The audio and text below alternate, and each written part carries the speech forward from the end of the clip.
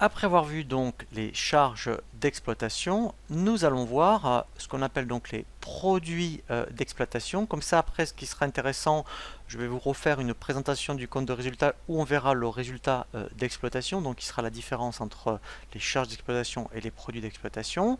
Donc, effectivement, par rapport aux charges d'exploitation, en face, on va dire, vous avez ce qu'on appelle des produits d'exploitation. Les premiers produits d'exploitation que vous allez rencontrer, c'est donc votre chiffre d'affaires. On parle de la classe 70. Donc par rapport à la classe 70, eh bien en fonction de votre activité, soit vous avez donc vous êtes une entreprise de négoce. Donc dans ce cas-là, vous allez avoir ce qu'on appelle des ventes de marchandises. Donc les ventes de marchandises, c'est quand vous êtes dans le journal de vente, vous allez tout enregistrer dans le compte 707 et vous aurez peut-être plusieurs comptes de la classe 707 et donc en fait vous allez enregistrer toutes vos ventes. Vous pouvez donc très bien faire ce qu'on appelle des ventes de marchandises, par exemple un revendeur informatique qui va vendre des ordinateurs et qui vend aussi donc des logiciels, donc qui peut proposer ce qu'on appelle de la formation. Donc à partir de là, pour toutes les activités, je dirais, de prestation de services, donc par rapport au chiffre d'affaires, vous voyez ici, on va l'enregistrer dans ce qu'on appelle les comptes 706. Alors là, c'est vraiment très très large, hein. Ça va donc de la formation, même toutes les activités de bâtiment, tout ce qui est notion de service, vous enregistrez, je dirais, votre chiffre d'affaires par rapport à cette activité de service dans le 706.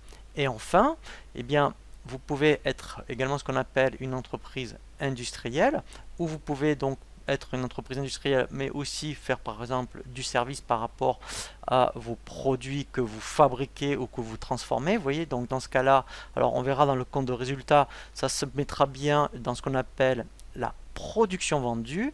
Et dans ce cas-là, en fait, vous allez enregistrer votre chiffre d'affaires dans ce qu'on appelle le 701. Alors, à cela, effectivement, ça enregistre dans la classe, vous voyez, 70. Vous voyez ce qu'on appelle, admettons, on peut avoir ce qu'on appelle le 708. Le 708, c'est ce qu'on appelle les produits des activités annexes. Donc par exemple, un revendeur, eh bien, donc qui livre, admettons, des ordinateurs, et donc s'il a des frais de port, il va donc facturer les frais de port dans les comptes 708. Donc vous pouvez très bien aussi avoir cette ligne produit des activités annexes, mais qui va rentrer dans votre chiffre d'affaires. À cela, donc quand on va revoir un compte de résultat, donc là on aura donc soit vente de marchandises, soit production vendue, soit prestation de service, vous allez avoir après ce qu'on appelle les autres produits de gestion courante, donc la classe 75, et moi je ne vais vous parler que du 758. Pourquoi? Parce qu'après, effectivement, c'est assez particulier les autres comptes de la classe 75. Alors, peut-être que vous ne serez jamais concerné, surtout par des redevances de brevets, ce genre de choses. Le 758, je pense que tout le monde est pratiquement concerné. Pourquoi? C'est par rapport à, mettons, alors c'est assez varié, on va dire, mais ne serait-ce que les écarts de règlement par rapport à, mettons, soit par rapport à des clients, soit par rapport à des fournisseurs. Eh bien, si c'est en votre faveur, les écarts, on les enregistre dans un compte 758. Donc, c'est pour ça que je ne parle que de celui-ci, parce que normalement, en règle générale, on est souvent confronté au cas. Alors, pareil, peut-être que ce n'est pas vous qui allez saisir, je dirais, ce type d'écriture dans le courant de l'année, mais ça sera peut-être votre expert comptable en fin d'année pour faire le bilan. Il viendra donc faire ce qu'on appelle des écritures de régularisation et donc il sera amené à passer sûrement des écritures avec le compte 758.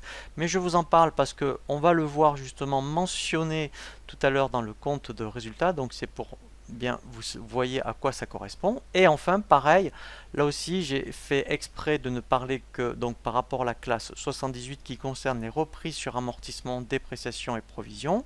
Donc je ne parle que du compte 781 puisque par rapport aux charges d'exploitation, eh bien on a le compte 681 qui est donc les dotations aux amortissements. Et bien en face, on a donc ce qu'on appelle le 781. Alors là aussi c'est assez particulier.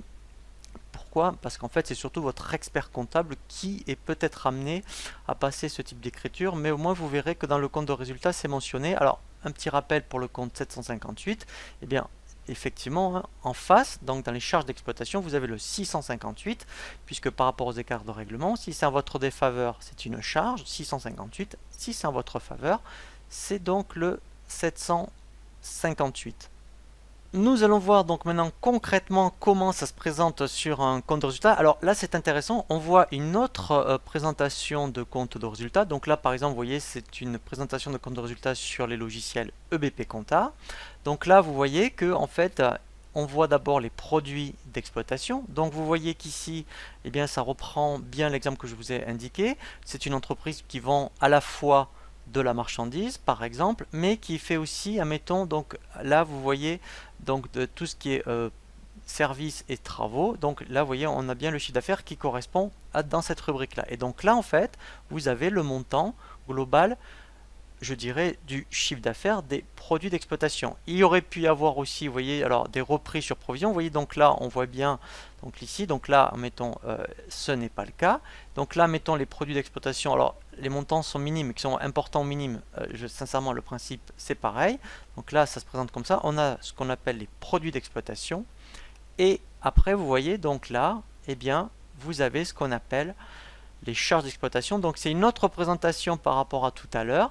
Et donc là, vous voyez, donc c'est une entreprise, donc là on voit bien les achats, voilà, donc les charges externes, et voilà, et donc là on voit bien les charges d'exploitation, et là après effectivement, c'est ce qu'on va voir, je dirais tout à l'heure dans le chapitre suivant, le résultat d'exploitation, qui est déjà un premier indicateur, et bien par rapport, je dirais, par rapport aux indices et aux ratios.